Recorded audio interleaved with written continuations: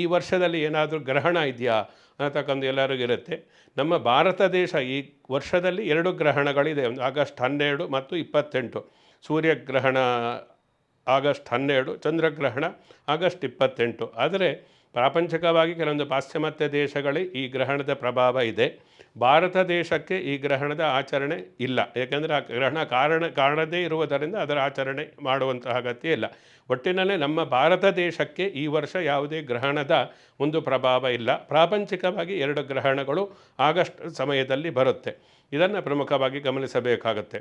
ಆದ್ದರಿಂದ ಈ ಎಲ್ಲ ಕೆಲವೊಂದು ಬದಲಾವಣೆಗಳ ಜೊತೆಯಲ್ಲಿ ಈ ಜನವರಿ ಮತ್ತು ಫೆಬ್ರವರಿಯಲ್ಲಿ ಈ ಗ್ರಹಮಾಲಿಕಾ ರೋಗ ಮತ್ತು ಯೋಗ ಮತ್ತು ಪಂಚಗ್ರಹ ಕೂಟ ಅನ್ನೋದಾಗ ತುಂಬ ಮುಖ್ಯ. ಪಂಚಗ್ರಹ ಕೂಟ ಅಂದರೆ 5 ಗ್ರಹಗಳು ಒಂದೇ ರಾಶಿಯಲ್ಲಿ ಮಿಲಿತವಾದಾಗ 5 ಗ್ರಹಗಳು ಸಂಯೋಜನೆಗೊಳ್ಳತಕ್ಕಂಥದ್ದಕ್ಕೆ ಪಂಚಗ್ರಹ ಕೂಟ ಅಂಥೇಳಿ ನಾವು ಹೇಳ್ತೀವಿ.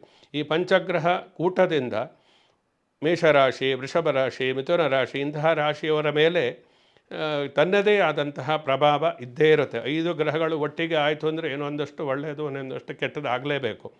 ಅದರ ಒಂದು ಪ್ರಭಾವವನ್ನು ನಾವು ಪ್ರಾಕೃತಿಕವಾಗಿ ನಾವು ತೆಗೆದುಕೊಂಡಾಗ ನವಮಂಡಲದಲ್ಲಿ ಗ್ರಹಗಳು 5 ಗ್ರಹಗಳು ಒಟ್ಟಿಗೆ ಕೂಡಿದಾಗ ಒಂದು ಪರಿಣಾಮ ಪ್ರಾಕೃತಿಕವಾಗಿ.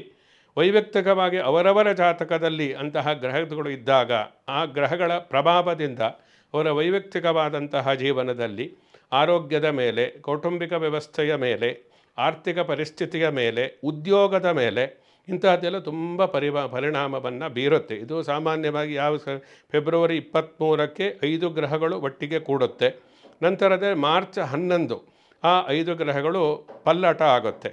ಈ 23ರಿಂದ 11ರಲ್ಲಿ ಎಷ್ಟೋ ಬದಲಾವಣೆಗಳು ಏನು ಬೇಕಾದ್ರೂ ಅನಾಹುತವಾಗ್ಬೋದು, ಒಳ್ಳೆಯದು ಆಗ್ಬೋದು, ಕೆಟ್ಟದ್ದು ಆಗ್ಬೋದು. ಅವರವರ ವೈಯಕ್ತಿಕವಾದ ಕರ್ಮಾನುಸಾರವಾಗಿ ಜಾತಕದಲ್ಲಿರ್ತಕ್ಕಂತಹ ಫಲಾಫಲಗಳು ಅದನ್ನು ಸೂಚಿಸುತ್ತೆ. ಆದ್ದರಿಂದ ಈ ಪಂಚಗ್ರಹ ಕೂಟ ಏನಿದೆ ಅದು ಕೂಡ ಕುಂಭರಾಶಿಯಲ್ಲಿ, ಕುಂಭರಾಶಿ ಶನಿ ಆಧಿಪತ್ಯವನ್ನು ಹೊಂದಿರತಕ್ಕಂಥದ್ದು. ಕುಂಭರಾಶಿಯಲ್ಲಿ 5 ಗ್ರಹಗಳು ಒಟ್ಟಿಗೆ ಸೇರುವುದರಿಂದ ಹಲವು ರೀತಿಯಾದಂತಹ ವೈಪರೀತ್ಯಗಳು, ವೈರುಧ್ಯಗಳು, ವಿಚಿತ್ರಗಳಿಗೆ ಕಾರಣ ಆಗತಕ್ಕಂಥದ್ದು ನಾವು ನೋಡಬಹುದು. ಇನ್ನು ಗ್ರಹಮಾಲಿಕ ಯೋಗ ಅಂತ, ಗ್ರಹಮಾಲಿಕ ಯೋಗ ಅಂದರೆ ಮಾಲೆ ಅಂದರೆ ಹಾರ ಅಥವಾ ಒಂದೇ ಲೈನಲ್ಲಿ ಬರತಕ್ಕಂಥದ್ದು ಗ್ರಹಗಳು. ಇದು ಈ ವರ್ಷದಲ್ಲಿ 3 ಸಲ ಗ್ರಹಮಾಲಿಕ ಯೋಗ ಉಂಟಾಗುತ್ತೆ. ಏಪ್ರಿಲ್ಲು, ಮೇ ಮತ್ತು ಜೂನ್ನಲ್ಲಿ 3 ತಿಂಗಳಲ್ಲೂ ಕೂಡ ಗ್ರಹಗಳ ಎಲ್ಲವೂ ಕೂಡ ಈ ರಾಹುವಿನಿಂದ ಪ್ರಾರಂಭವಾಗಿ ಕೇತುವಿನವರೆಗೆ ಗ್ರಹಮಾಲಿಕ ಯೋಗ ಅನ್ನತಕ್ಕಂಥದ್ದು ಉಂಟಾಗುವುದರಿಂದ ಇದು ಹಲವು ರಾಶಿಗಳ ಮೇಲೆ ವಿಚಿತ್ರವಾದಂತಹ ವ್ಯತಿರಿಕ್ತವಾದಂತಹ ವ್ಯತ್ಯಾಸಗಳಿಗೆ ಕಾರಣ ಆಗುತ್ತೆ. ಈ ರಾಶಿ ಫಲವನ್ನು ನಾವು ಹೇಳಬೇಕಾದ್ರೆ ಅವೆಲ್ಲವನ್ನು ನಿಮಗೆ ಸಂಕ್ಷಿಪ್ತವಾಗಿ ನಾವು ಅವನ್ನು ಹೇಳುವ ಪ್ರಯತ್ನವನ್ನು ಮಾಡ್ತೀವಿ. ಈ ರೀತಿಯಾಗಿ ಈ 2023ರಲ್ಲಿ ಎಲ್ಲ ಬದಲಾವಣೆಗಳು ಇರುವುದರಿಂದ ನಾವು ಇದನ್ನು ಗಮನಿಸಬೇಕು. ನಮ್ಮ ಜಾತಕ ಎಷ್ಟೇ ಚೆನ್ನಾಗಿರ್ಬೋದು, ಎಷ್ಟೇ ರಾಜಯೋಗಗಳಿರ್ಬೋದು, ಪ್ರಾಕೃತಿಕವಾದಂತಹ ಕೆಲವೊಂದು ಗ್ರಹಗತಿಗಳ ಪ್ರಭಾವದಿಂದ ನಾವು ತಪ್ಪಿಸಿಕೊಳ್ಳುವುದಕ್ಕೆ ಸಾಧ್ಯವೇ ಇಲ್ಲ. ಉದಾಹರಣೆಗೆ ಕೊರೋನಾದಲ್ಲಿ ಎಷ್ಟೋ ಜನ ಮರಣ ಹೊಂದಿದರು. ಜಾತಕ ಚೆನ್ನಾಗಿದ್ದವರು, ಚೆನ್ನಾಗಿಲ್ಲದೆ ಇದ್ದವರು ಎಲ್ಲರೂ ಕೂಡ ಮರಣ ಹೊಂದಿದರು. ಹೀಗೆ ಸಾಮೂಹಿಕವಾಗಿ ಇಂತಹ ಪ್ರಾಕೃತಿಕವಾದಂತಹ ವೈಪರೀತ್ಯಗಳು ಅಥವಾ ಸಾಂಕ್ರಾಮಿಕ ರೋಗಗಳು, ಪ್ರಾಕೃತಿಕ ಭೂಕಂಪ, ಅತಿವೃಷ್ಟಿ, ಪ್ರವಾಹ ಬರತಕ್ಕಂಥದ್ದು ಇಂತಹದ್ದೆಲ್ಲ ಈ ಗ್ರಹಗತಿಗಳ ಪ್ರಭಾವದಿಂದ ಉಂಟಾಗತಕ್ಕಂಥದ್ದು.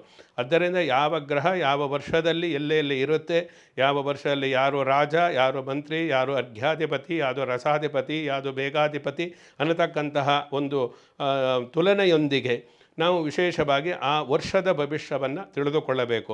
ದೇಶ ಚೆನ್ನಾಗಿದ್ದರೆ, ಪ್ರಪಂಚ ಚೆನ್ನಾಗಿದ್ದರೆ, ಪ್ರಕೃತಿ ಚೆನ್ನಾಗಿದ್ದರೆ ನಾವು ಚೆನ್ನಾಗಿರ್ತೀವಿ.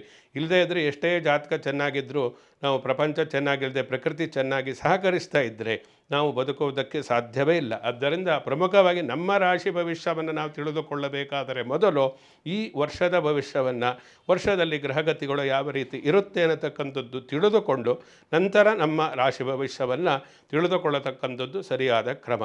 ಸಮಸ್ತ ಸನ್ಮಂಗಳಾನಿ ಭವಂತು. ಶುಭಮಸ್ತು.